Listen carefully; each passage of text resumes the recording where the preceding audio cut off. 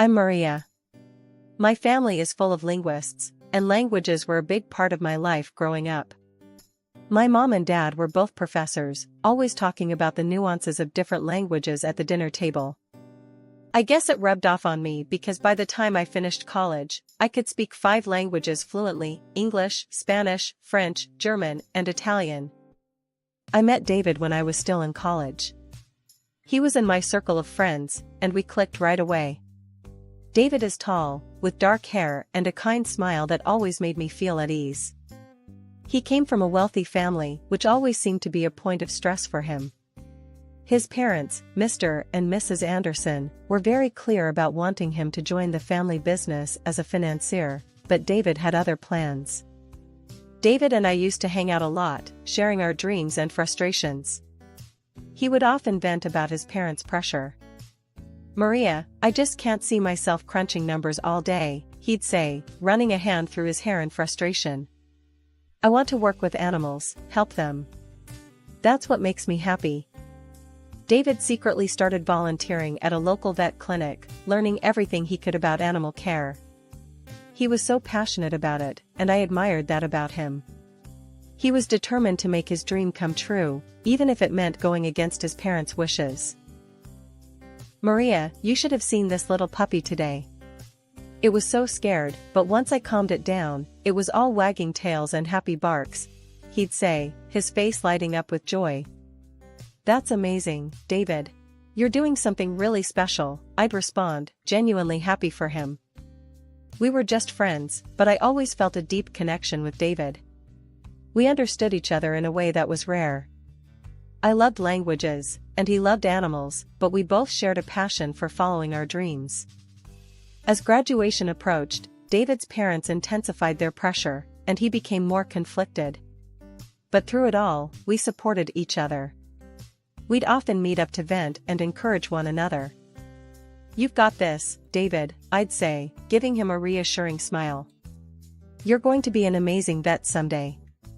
And you, Maria, are going to be the best translator out there," he'd reply with a grin. It was a typical Friday night, and our group of friends decided to have a little get-together. We gathered at John's place, a cozy apartment that was perfect for our small party. There was a good amount of wine, some snacks, and lots of laughter. David and I were there, as usual, sharing stories and enjoying each other's company. "Maria, you've got to try this wine," David said, handing me a glass.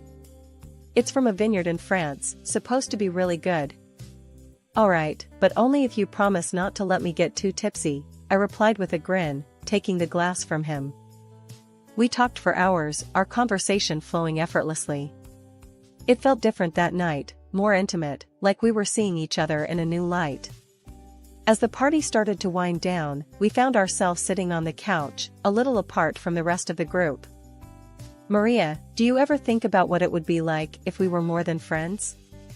David asked suddenly, his voice soft but serious. I was taken aback by his question, my heart pounding in my chest. I've thought about it, David," I admitted, my voice barely above a whisper. Before I knew it, we were leaning in, and then our lips met in a gentle kiss. It was electric, like something out of a movie. We pulled back, staring at each other in shock and wonder. "Wow," David said, his voice shaky. "I didn't expect that." "Me neither," I replied, feeling a blush creep up my cheeks. "But I'm not complaining." We sat there for a moment, the air between us charged with a new kind of tension. It was like the room around us faded away, leaving just the two of us in our own little world. "Do you want to get out of here?" David asked, his eyes never leaving mine. I nodded, not trusting myself to speak. We quietly slipped out of the apartment, hand in hand, and made our way to his place. The walk there was filled with nervous laughter and stolen glances, both of us trying to process what had just happened. We went inside, and the next few hours were a blur of kisses, laughter, and whispered confessions. It was like we were finally allowing ourselves to feel what we had been holding back for so long. Everything felt right, like we were exactly where we were supposed to be. The next morning, I woke up in David's arms, feeling a mix of happiness and nervousness. I gently nudged him awake, needing to talk about what had happened. "David, wake up," I whispered, shaking his shoulder gently. He stirred, opening his eyes, and giving me a sleepy smile. "Good morning, beautiful," he said, his voice rough with sleep. "Morning," I replied, feeling my cheeks heat up. "We need to talk about last night." After that romantic night, David and I decided we didn't want to wait any longer. We wanted to get married. We were so sure of our love, but we knew his parents might be a hurdle. When we told them, Mr. and Mrs. Anderson weren't thrilled. They had known me for years as David's friend, but as his wife? That was a different story. They didn't like that I wasn't from a wealthy family. Still, they agreed to our wedding but insisted on a prenuptial agreement. They wanted to make sure I wouldn't claim any of David's money. "You'll need to sign this prenup, Maria," Mr. Anderson said, handing me the documents. "It's just to protect the family assets." I glanced at David, who nodded reassuringly. "I understand," I said, taking the papers. Despite the cold reception, they allowed us to live in David's late grandmother's apartment. It was a beautiful place in the city center, with windows overlooking the square. The apartment was elite and expensive, with excellent repairs and new furniture. It felt like a fresh start. After the wedding, we moved in, but Mr. Anderson made it clear that one room, filled with his mother's belongings, was off limits. "Those items are priceless to me, Maria," he said sternly, handing me the key. "You are not to enter that room." I nodded, understanding the gravity of his words. "I won't, Mr. Anderson. I promise." With that, David and I began our new life together, ready to face whatever challenges came our way. Living with David was like a dream at first. We were so happy in our new place, but soon enough, that bliss got a serious jolt thanks to his sister, Laura. Laura started dropping by unannounced, making herself right at home. One Saturday morning, just as I was getting ready to enjoy a peaceful breakfast, she showed up. "Hey Maria," Laura said, strolling into the kitchen without even knocking. "What's for breakfast?" I forced a smile, trying to keep my annoyance in check. "Good morning, Laura. I was just about to make some eggs." "Make enough for me too, will you?" she said, plopping down at the table and scrolling through her phone like she owned the place. I took a deep breath and started cooking, reminding myself to stay calm. David walked in, looking a bit surprised to see his sister. "Laura, didn't know you were coming over," he said, raising an eyebrow. "Yeah, thought I'd surprise you guys," she said with a smirk. "This place is amazing. I could get used to hanging out here more often." As days went by, Laura's visits became more frequent and more invasive. She'd stay over without asking, and every morning it was the same thing. She'd demand breakfast, criticize my cooking, and make snide comments about me living in her grandmother's apartment. "Maria, you should really learn how to cook better," she said one morning, pushing her plate away. "You're living here on borrowed time, you know." That was the last straw. I clenched my fists and looked her straight in the eye. "Laura, you can't just come here and disrespect me in my own home." She scoffed, rolling her eyes. "Your home?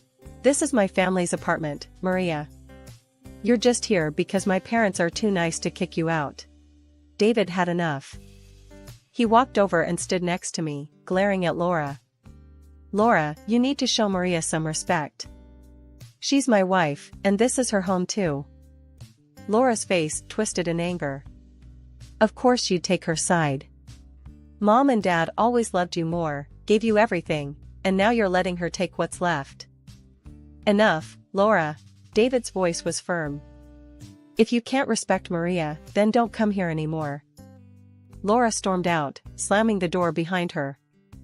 I let out a sigh of relief, feeling a mix of anger and sadness. David hugged me, whispering, "We'll get through this, I promise." The next day, my phone rang, and it was my mother-in-law. She didn't even bother with pleasantries. "Maria, I've heard terrible things about how you're keeping the apartment," she snapped. "Laura says it's a mess, and you're not being a good hostess." I was stunned. Mrs. Anderson, that's not true. I've been doing my best to keep the place clean and welcoming. Clearly, your best isn't good enough, she retorted. We're very disappointed with David's choice to marry you. We think you should consider leaving. When I told David about the conversation, he was furious. They have no right to talk to you like that, Maria. We'll figure something out. Days turned into weeks, and the tension with David's family kept building. Laura continued her visits, though less frequent after David's outburst. She still managed to make every interaction a challenge. As the days passed, I focused on keeping our home a sanctuary, a place where David and I could escape from the outside world and his family's constant scrutiny. We knew we had to stick together and stay strong, no matter what challenges came our way. David worked for his father's company, but I was having a hard time finding a job as a translator. I went for interviews, but the jobs offered were way below my skills and pay expectations. One evening, I was home alone, feeling a bit down about another unsuccessful interview. I was just about to get comfortable when I heard the door unlock. I wasn't expecting anyone, so my heart jumped into my throat. In walked David's parents, Mr. and Mrs. Anderson, without so much as a knock. They just strolled in, acting like they owned the place, which technically, they did. "What are you doing here?" I asked, trying to hide my annoyance and shock. "You could have at least called." Mrs. Anderson looked around, her face twisted in disdain. "We don't need to call, before coming into our own apartment." "What if I was naked?" I shot back. "You can't just barge in like this."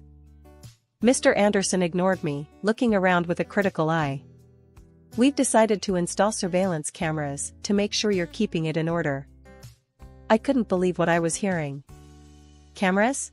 You're kidding, right? This is our home, not a prison." Just then, David came home, looking tired but quickly realizing something was wrong. "What's going on?" he asked, glancing between me and his parents. "We're installing cameras," his father declared. "To keep an eye on how things are being maintained here." David's face turned red with anger. "This is ridiculous. You can't do that." "Yes, we can," Mr. Anderson snapped. "You owe everything to us. You should be grateful and keep quiet." Mrs. Anderson turned to me, her eyes cold. "You're a gold digger, Maria. You don't even have a job. You're just living off my son's money." That was the final straw. I looked straight at David and said, "I can't do this anymore. I want a divorce. I'm leaving." David's eyes widened in shock, but then he nodded. "If you leave, I'm going with you," he said, his voice steady. Mr. Anderson's face turned even redder. "If you walk out, you're cut off. No inheritance, no support." Mrs. Anderson added, "We'll move Laura in here for better control." That's when I had an idea. I winked at David and whispered, "Trust me, play along." David gave a slight nod. "All right, we'll get a divorce," he said, turning to his parents. They looked pleased with themselves. "Good," Mr. Anderson said. "We'll install the cameras and give Maria a month to find another place." Mrs. Anderson smirked. "You're doing the right thing, David. We'll have Laura move in next week." After David's parents left, he turned to me with a confused look. "Maria, why did you agree to a divorce and ask me to play along?" he asked, his eyes full of worry. I gave him a reassuring smile. "Just trust me, David. Do what I ask, and it'll all make sense soon." He sighed but nodded. "All right, I trust you." We hugged, and I could feel the tension in his shoulders ease a bit. A week later, David had to go on a business trip to Hong Kong for his father's company. As soon as David flew out, Laura and her boyfriend Rick showed up, just as his parents had promised.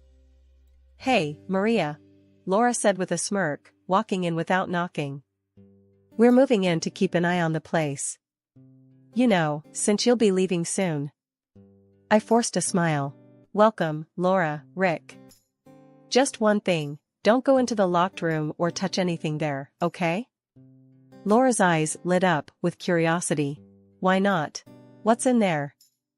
Just family stuff, I said, trying to sound casual.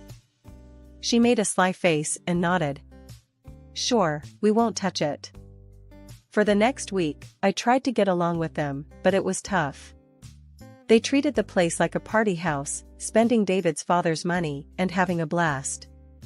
Every night was the same, drinking, loud music, and their constant attempts to put me down. Laura spent a lot of time near the locked room, smoking and clearly itching to get inside. She tried to act casual, but I could see the curiosity eating at her. Every time she made a move toward the door, I was there, making sure she couldn't sneak in. A week later, I decided it was time to put my plan into action. I walked into the living room where Laura and Rick were lounging. Hey, I'm going to visit a friend for a few days, I said, grabbing my coat. I'll come back later for my things. Laura's eyes sparkled with glee. Really? That's great. Have fun.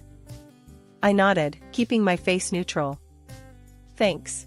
Just remember, don't go into the locked room. Yeah, we got it, Laura said, practically shooing me out the door. I left the apartment and checked into a nearby hotel, finally able to breathe a sigh of relief. I knew Laura's curiosity would get the better of her, and she'd try to get into that room the moment I was gone. Settling into my hotel room, I felt a strange mix of anxiety and satisfaction. I knew the next few days would be critical, but I was ready for whatever came next.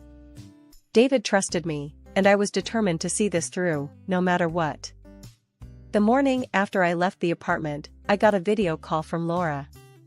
I answered it, not sure what to expect, but ready for anything. Laura's face popped up on the screen, looking way too pleased with herself. She was standing in the middle of the now empty locked room, grinning like a cat that caught the canary.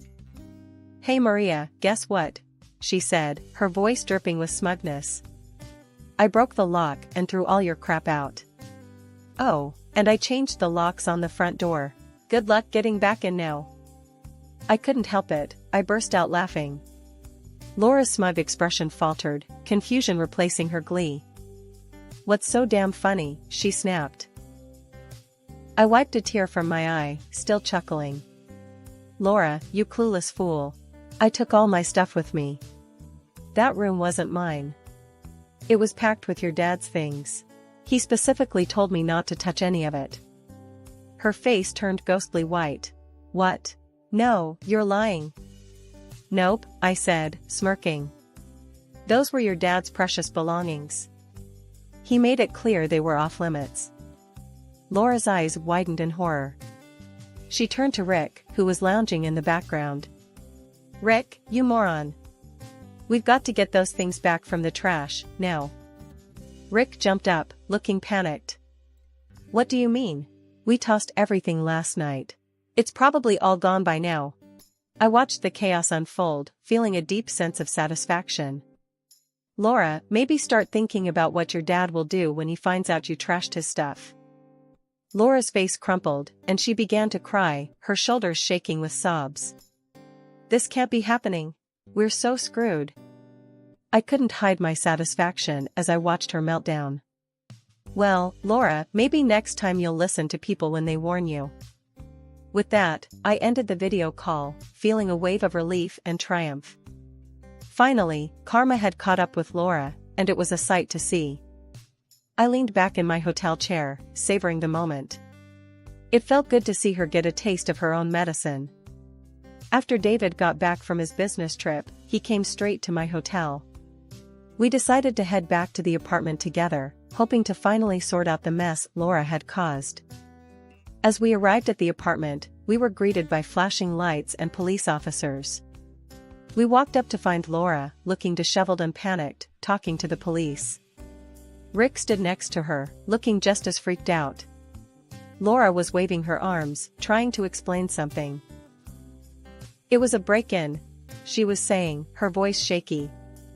All the valuable stuff from the locked room was stolen. Just then, Mr. Anderson pulled up, his face a mask of fury and concern.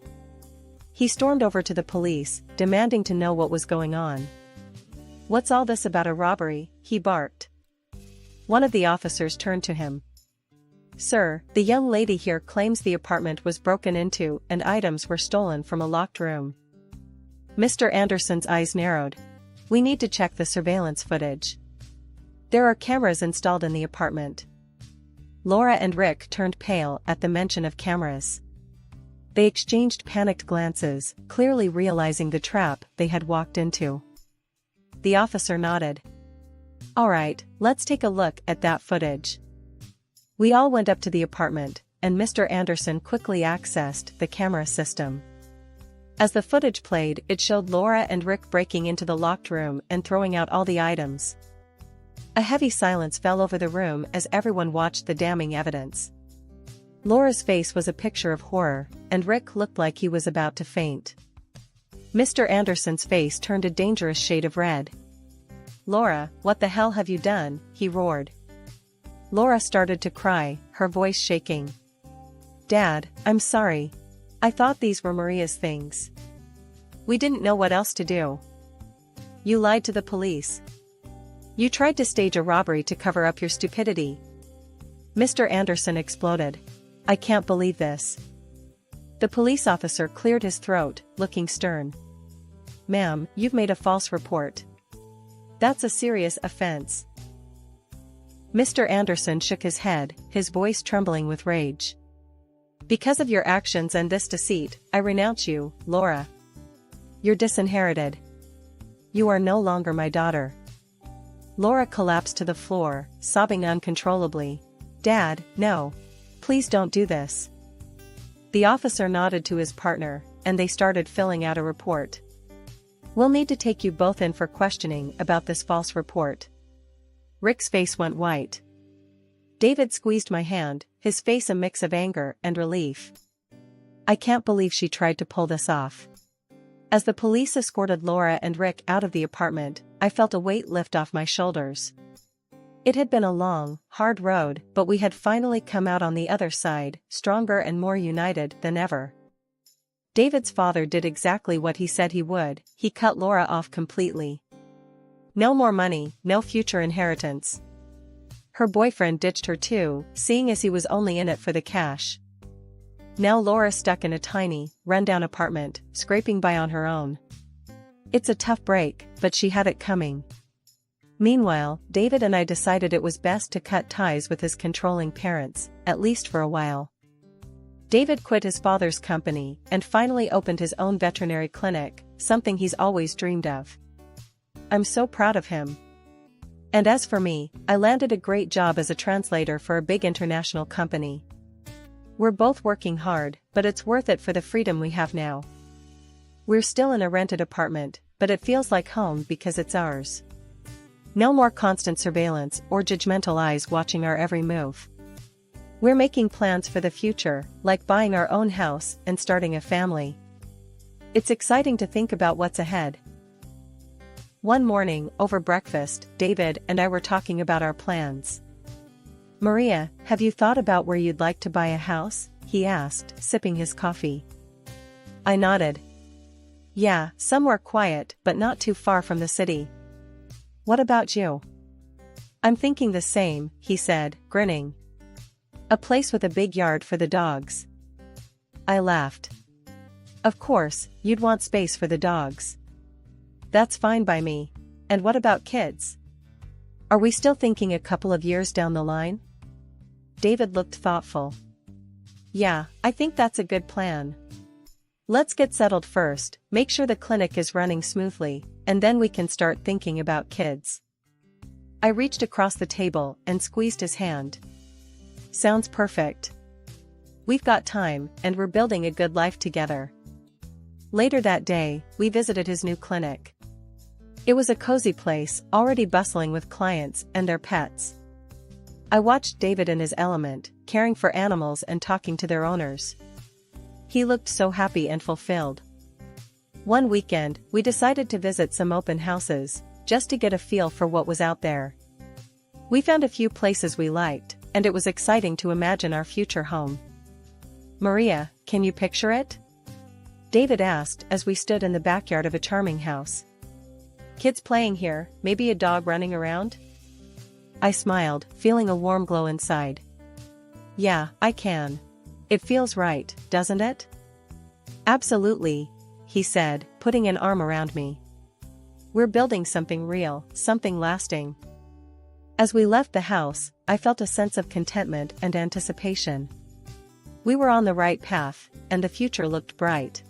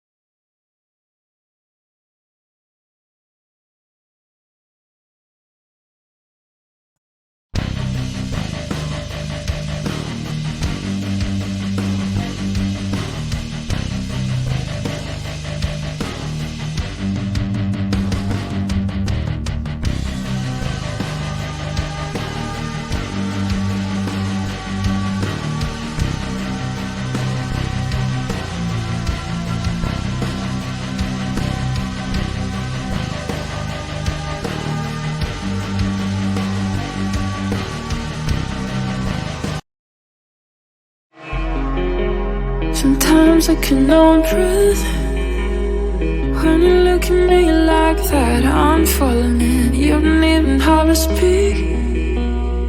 I'll be calling out your name. And I thought I could